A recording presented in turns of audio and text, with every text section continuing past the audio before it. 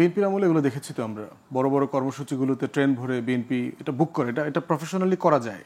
আপনি টাকা দিয়ে না, আমার মনে আছে রোড মার্চের সময়, ট্রেন মার্চের সময় এরকম বগি ভাড়া করা, ট্রেন ভাড়া করা, এটা বাংলাদেশের পলিটিক্সে এই কালচারটা আছে। এটা এর আগে সকল দল করেছে এবং আমি পত্রিকায় দেখলাম যে আপনার এটা করতে তার 32 লক্ষ টাকা খরচ হয়েছে। এখন প্রশ্ন হচ্ছে, একটা বিষয় দেখতে হবে যে বাংলাদেশের ট্রেনের পরিচালনার রেগুলেশনের মধ্যে এটা আছে কিনা যে আপনি এরকম একটা পুরো ট্রেন সার্ভিস বুক করতে পারবেন, ভাড়া করতে পারবেন। যদি এটা বুক করার নিয়ম থাকে তাহলে যে কোনো দল অথবা ব্যক্তি এটা ভাড়া করতে পারবে।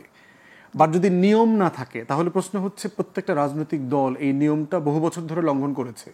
আওয়ামী লীগ তো টাকাও দিত না, বিএনপি এটা লঙ্ঘন করে না। বিএনপি কোনো জায়গায় যেখান থেকে আসবে সেখানে যদি কেউ বগি সবগুলো ভাড়া করে টিকিটগুলো কিনে নেয় সেটা অন্য জিনিস, কিন্তু ট্রেনটা ভাড়া করা একদম সার্কুলেশন দেওয়া। আপনি খেয়াল করেন কালকেরটা ছিল সার্কুলেশন দেওয়া, তারা যে ভাড়া নিচ্ছে এইভাবে বিএনপি সময় নেওয়া হয় না। এটা বলছে যদি আইনে থাকে নিতে সমস্যা নাই, রেলওয়ের নীতিমালার মধ্যে এই ধরনের কোনো নিয়ম নেই। আচ্ছা, আমার জানা নাই।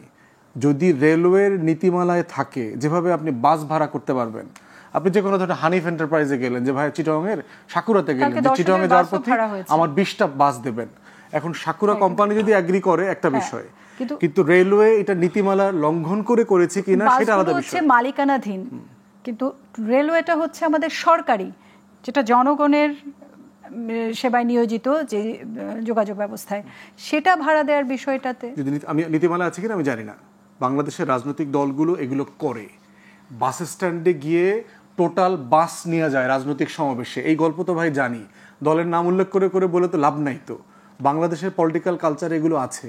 গাবতলী যাবে, সায়দাবাদ যাবে, গিয়ে সিম্পলি 100 বাস নিয়ে নিবে, টাকাও দেয় না।